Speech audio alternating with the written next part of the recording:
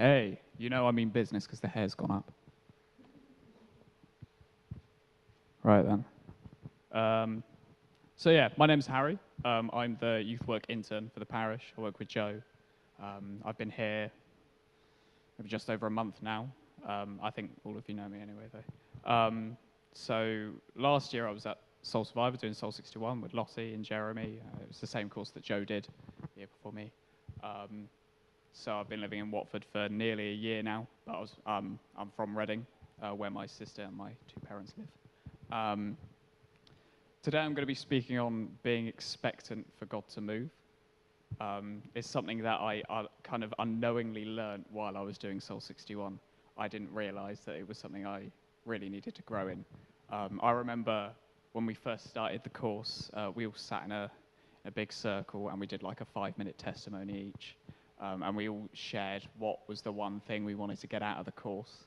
And I said, I want to grow in confidence because I wasn't very good at public speaking. I wasn't very good at standing in front of people and talking. And doing church leadership, you got to face that at some point. So that's what I said. But really, what God wanted me to learn was to be expectant, to put everything in his hands, know he's got it under control, but also know that he's going to move and he's going to work within people. I think the one main kind of story I think about when thinking about like the lessons I learned about this was when I was at Soul Survivor. We were at one of the church services on a Sunday, and I was sat right at the front so that when the pastors asked for people to come up and to receive prayer, I knew that I would have to just go up and pray for people no matter how tired I was. It was a responsibility I'd held because I had happened to sit at the front.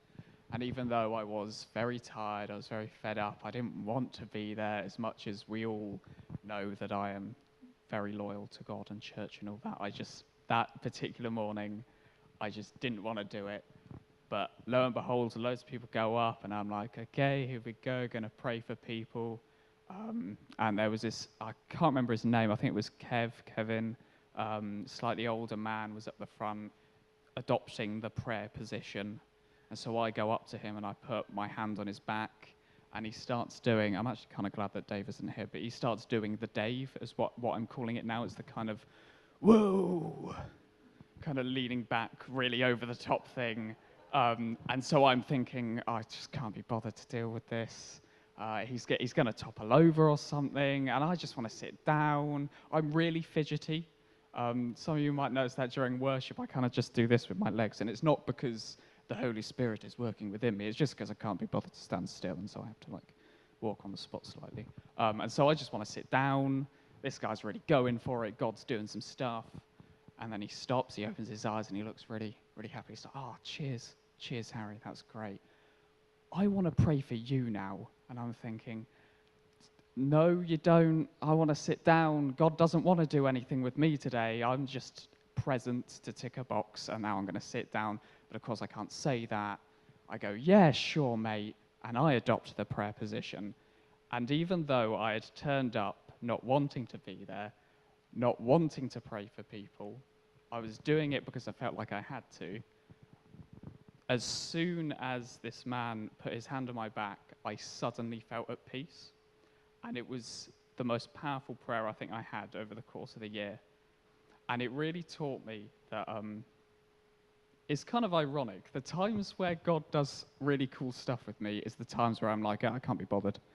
And that was a key moment. So I think for being expectant for God to move, we have to come to him with the right attitude.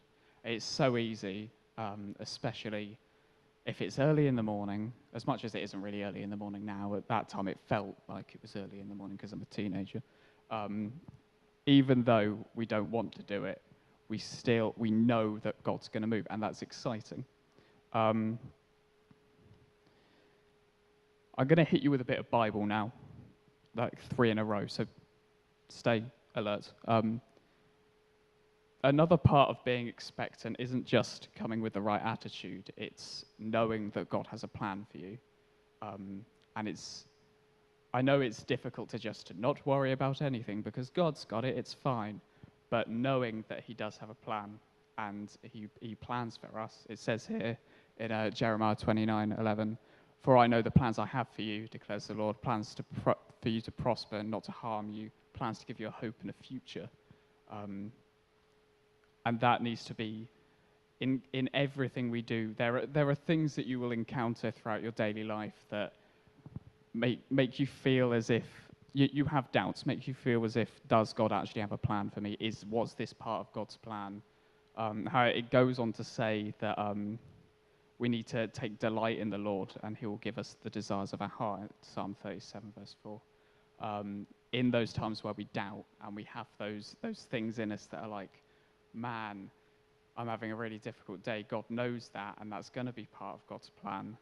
Lastly, Psalm 5, verse 3, "I lay my request before you and I wait expectantly." I've put that in bold because it's important.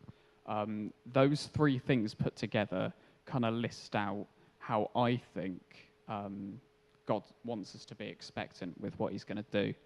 The issue with that is, and this is a very earthly issue, it's not an issue with him, he's got it, he's cool, is we know that God has a plan for us, that the desires of our heart are going to be part of that plan, and he knows those desires, those deep desires. He knows that as part of his plan. And all we have to do is ask and then wait. And that's the difficult part, because at least I know that I hate waiting. I have a friend who I've known for, I think, 11 or 12 years now. I met at school and through church. Her name's Steph. And she's had quite a difficult time coming from leaving school when she was 16. She didn't have a plan. I've been very fortunate to have a very set out plan that's gone well. For ages I knew I wanted to do Soul 61. I know I wanted to go and study theology and be a youth worker and train to do that.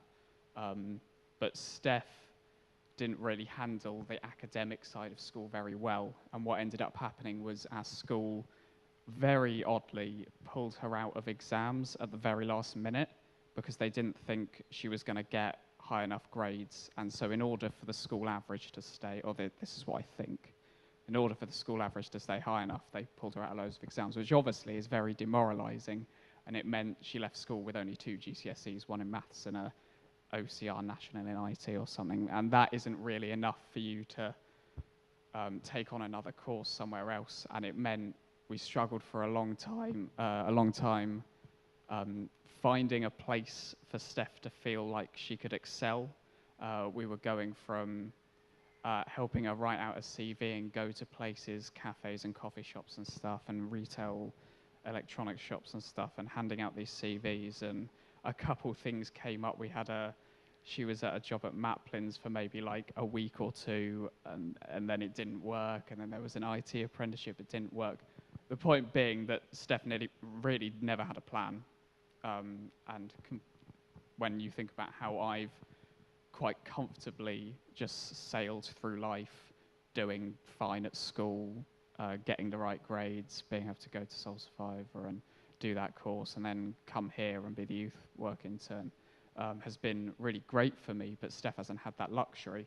And we end up praying with Steph all the time that you've got to remember that this is part of God's plan, and that something will come along eventually, and you will feel at home and at rest, which is great, and it's true. But to hear that for 3 years is difficult, and we're still working on that. There's been loads of difficulties with mental health and stuff because of all this. Coming out of school, kind of feeling like you're not good enough, takes a toll on you.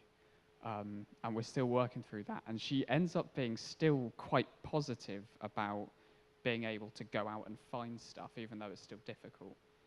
And it begs the question, how long do we have to wait? And the honest answer is nobody really knows, because it depends. I've had it quite easy. Steph has it very difficult, and for you it might be different. But in John 16, verse 24, it just says, ask and you will receive. That you will receive. All you have to do is ask, and you will receive. I've said it 3 times now to emphasize that point. It's not in God's nature to do something that's going to discourage us, I don't think.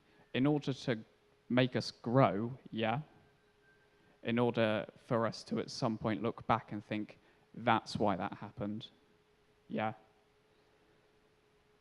And I think being expectant, it is knowing that it's all in God's hands. And Steph knows that it's all in God's hands. And even though it's not plain sailing all the time, we need to hold on to that in these difficult moments. If you lose your job and it came out of nowhere, you need to still remember that this is part of God's plan and it will work out in the end. And it helps because it means we can be less on edge about it. I find that I remember when I was in school, coming up to my final exams, being very on edge that this mattered. This was going to be this was going to affect me as I went on, and it meant I was very on edge, and I started to forget God in those moments. I started to stop going to church because it wasn't even that I stopped going to church because I was working so hard. I stopped going to church because I was just worried all the time. I was on edge.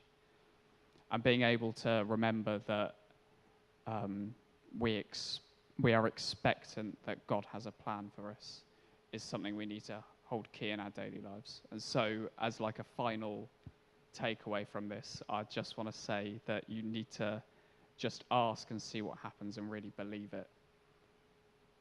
Yeah. Barbie.